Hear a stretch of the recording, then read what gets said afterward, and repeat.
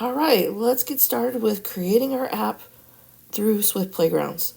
We are going to make an app that looks kind of like this. So it'll have the name of our app up toward the top of the screen, Scoreboard, and then we'll show the scores for 3 teams, Team 1, Team 2, and Team 3. And we'll have some buttons so that we can increment or increase the score, or if we make a mistake, we can subtract from the score. So to get started, let's go ahead and open up our Swift Playgrounds app and tap on Swift Playgrounds. Once Swift Playgrounds app is open, we are going to use this app template button right down here at the bottom to create a new app. So go ahead and tap on that plus button.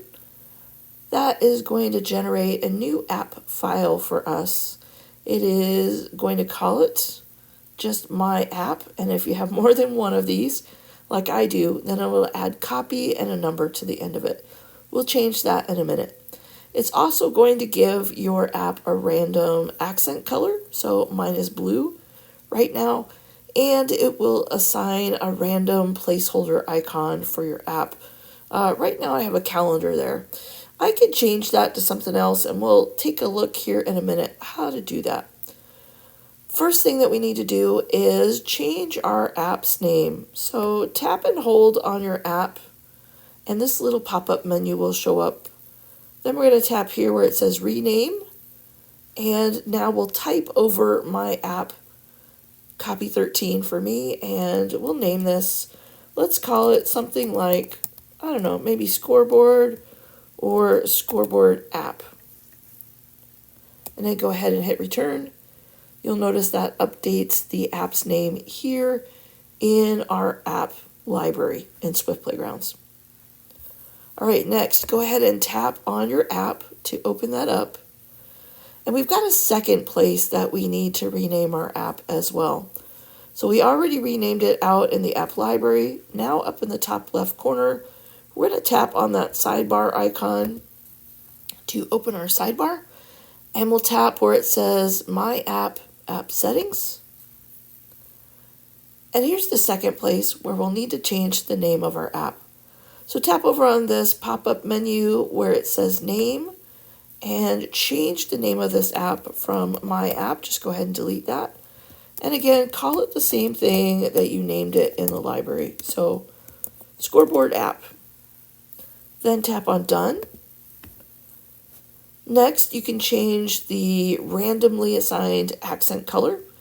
Right now, I received this random blue color. You may have received a different random color when Swift generated your app file. To change this, if you'd like a different color, just tap on these little color wells and you can switch to other colors. When you have one that you like, you can leave it as that color. Maybe I'll go with purple here. All right. And then Swift Playgrounds includes these random app placeholder icons that you can use in your app.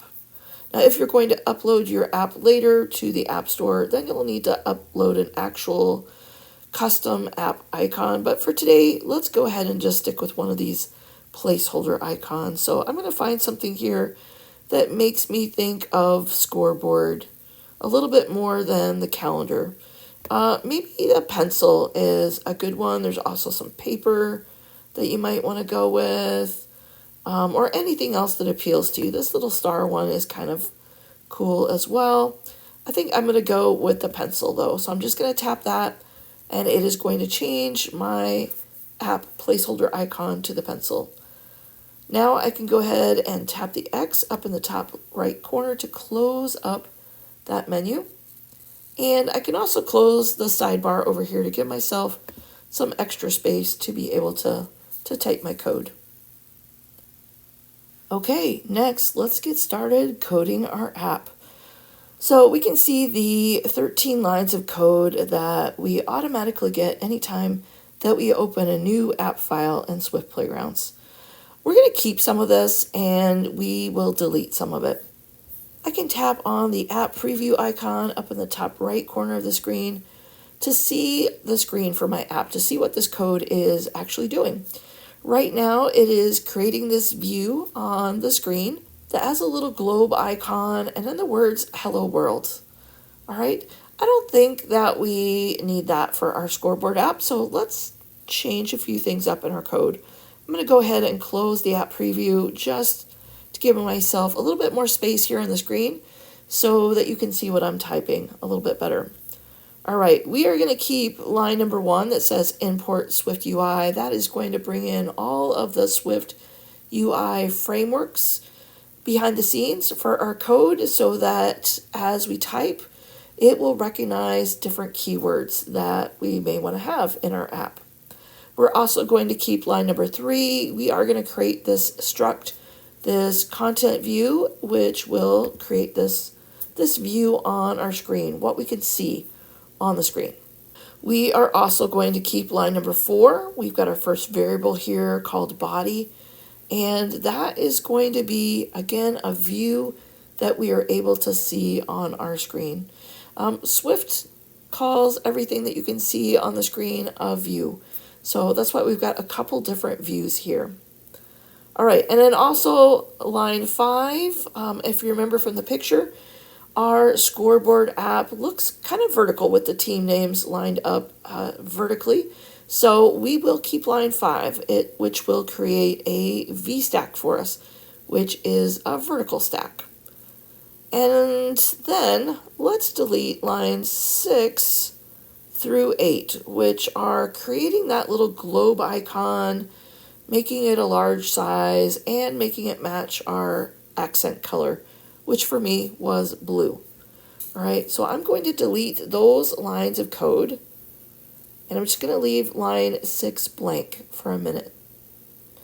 All right, and I'm going to keep all the rest of this, but I'm going to go into line number 7, and instead of having hello world show up on my screen, I want to have Scoreboard, the name of my app, show up there on the screen. And now if I tap back over on the app preview, I notice the globe is gone, hello world is gone, and now my view here on my preview screen says Scoreboard. All right, perfect. Doesn't look like much yet, but we're getting there. All right, I'm going to close up my app preview again, and let's add a couple comments here. It's kind of a good idea to add comments as we go along so that we're reminding ourselves what these chunks of code mean. In case we need to do some debugging, we can kind of scan through and find the chunks that are controlling what might be related to any errors that might be popping up. Comments can also help us if we're sharing our code with someone else so that they can identify what those chunks of code are doing as well. And to remind ourselves, maybe a couple months from now, what that code is that maybe we still might not be familiar with if we haven't gotten a lot of chances to do coding. So I'm going to tap behind line number 4, right behind that opening curly brace, and I'm going to hit return there. And then I'm going to add 2 backslashes. 2 backslashes tell Swift that I'm going to enter a comment in my code. And that comment is for myself or for other programmers that I'm sharing my code with. It is not for Swift to do anything with. So when our app runs, if it gets to 2 backslashes, it identifies whatever comes after that as a comment, and it just kind of skips over that line and doesn't try to act on that code. So I'm going to remind myself here what VStack stands for. So that's going to be a vertical stack that we are going to create. All right. And on line number 7, I'm going to just add another comment. We don't have to go crazy with comments, but it might be a little bit helpful if you're just getting started with coding. I'm going to put 2 backslashes again because that lets Swift know that this line is a comment. So the next line, line number 8, is going to have the name of the app on it, which is Scoreboard. And we have that inside quotation marks because that is a string. It's text.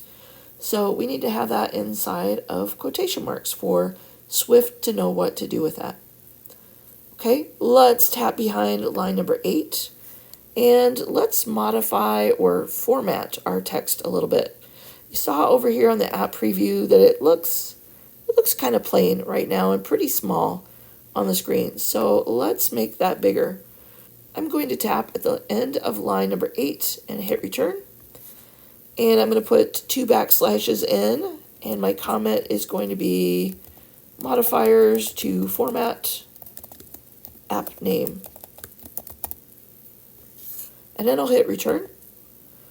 Whenever we have modifiers in Swift, we're going to start them with a period. So I'm going to tap on the period key, and then I'm going to type font. I'll see that start to pop up in this helpful little Swift menu here. I'm going to go ahead and hit return. That's exactly what I want to type. And now I'm going to replace that blue part. Dot title is the size of that font. I actually want it to be a little larger. So again, I'm going to start with a period. And I'm going to start typing large title, and it's going to pop up for me. And I can hit return. And then I'm going to tap at the end of line number 10. And again, I'm going to add another modifier. So period, bold. And I'll see that pop up, and I can hit return. And now if I look at my app preview screen, I'll see that, hey, that looks kind of nice, right? Scoreboard is now larger and it is bold font. Exactly what I wanted it to do. All right, so we are done with part 1 of setting up our app. We created our new app file, and we went in and deleted some of the code and then added in the first part of the code just to get our app name set up and modified or formatted a little bit to be bold and large. And next we'll work on declaring our variables and adding the code that will be holding and keeping track of and displaying the scores for up to 3 teams on the screen.